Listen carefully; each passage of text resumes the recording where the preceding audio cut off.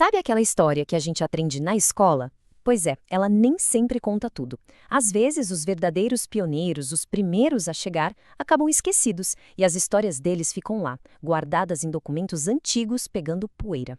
Hoje a gente vai desvendar um desses segredos, um segredo que pode mudar tudo o que se pensava saber sobre a descoberta de Goiás. Todo mundo já ouviu esse nome, né? Bartolomeu Bueno da Silva, o Anhanguera. Aquele bandeirante destemido, o herói que a gente vê nos livros didáticos. O primeiro a encarar os sertões goianos atrás de ouro. Pelo menos, era isso que a gente pensava. E se essa história toda tiver um capítulo anterior? Um prólogo que foi arrancado dos livros e muda completamente o sentido de tudo? Pois é, se preparem, porque a verdade por trás da história oficial é muito, mas muito mais complexa do que a gente imagina. O desafio para os historiadores que tentam juntar essas peças é gigantesco. As fontes daquela época são raras, muitas vezes se contradizem, é como tentar montar um quebra-cabeça com metade das peças faltando. Mas mesmo nesse nevoeiro do tempo, algumas pistas começam a aparecer, e elas apontam para uma verdade surpreendente. Guardem bem esta data, 1625.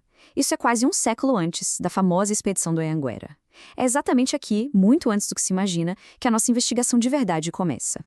E a nossa primeira pista nos leva a um nome que foi praticamente apagado dos livros. Manuel Correia, um padre jesuíta.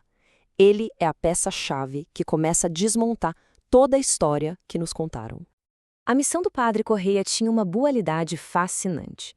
Já em 1625, ele estava ali, na região do rio Tocantins, bem no coração do que hoje é Goiás, catequizando os indígenas. Mas, em 1697, ele volta numa missão oficial com um objetivo duplo. Sim, salvar almas, mas também encontrar ouro. Pois é, até os jesuítas estavam de olho nos boatos sobre as riquezas da região. E se alguém está pensando que o Manuel Correia foi só um caso isolado, um aventureiro perdido, se prepare. A história fica ainda mais profunda. As evidências de outros exploradores pioneiros não param de surgir. Essa linha do tempo aqui revela a verdade sem rodeios. A gente vê a presença jesuíta lá em 1625. Depois, a missão oficial do Correia em 1697. E um ponto crucial, uma nova expedição, dessa vez ordenada pelo governo, em 1720. Tudo isso décadas antes do Anhanguera sequer sonhar em pisar em terras goianas. Em 1720, a coisa muda de figura. A exploração deixa de ser uma aventura de um ou outro e se torna uma missão de Estado. A coroa portuguesa queria sua parte do bolo e estava disposta a investir para descobrir os segredos daquelas terras. E o homem encarregado dessa missão oficial foi o capitão Diogo Pinto da Goya. Ele recebeu ordens diretas para subir o rio Araguaia, um dos rios mais importantes da região, e ir avançando até a altura da Ilha do Bananal, ou seja, uma expedição oficial, documentada, no coração de Goiás. E a lista de pioneiros, olha, não para por aí.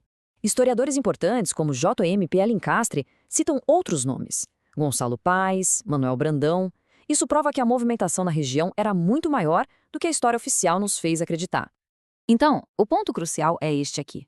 A lenda nos conta uma história simples, heroica, de um homem só. Mas a realidade, que está apoiada em documentos, nos mostra um quadro muito mais cheio de detalhes. Décadas de explorações, missões e buscas aconteceram antes da chegada daquele que, no fim das contas, levaria toda a fama.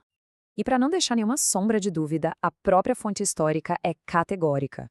Ela reescreve o primeiro capítulo da história goiana com uma clareza que não dá para questionar. Abre aspas. Não foi o arrojado paulista Bartolomeu Bueno da Silva, o Anhanguera, o primeiro a penetrar os vastos sertões de Goiás. Ponto final. Tá, mas por que essa correção histórica é tão importante assim? Porque ela revela as verdadeiras motivações por trás da colonização.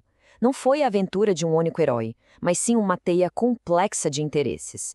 A fé, a busca maluca por riquezas e a exploração sistemática de um território. Agora, um recado importante para quem está estudando para provas e concursos. Atenção máxima a este resumo. Ele organiza os fatos que realmente importam e que precisam ser lembrados. Primeiro, Manuel Correia com aquele objetivo duplo de catequese e ouro. Depois, Diogo Pinto da Goiaba, numa missão oficial do governo. E só então, bem mais tarde, vem o Anhanguera, consolidando o bandeirismo. Fiquem de olho nesses nomes e nessas datas, porque isso costuma cair bastante. A revisão de um único fato, de um único capítulo, abre a porta para um monte de outras perguntas. Se o começo da história já foi reescrito, o que mais a gente não sabe? A história nunca está totalmente fechada. E talvez os maiores segredos ainda estejam por aí esperando para serem descobertos.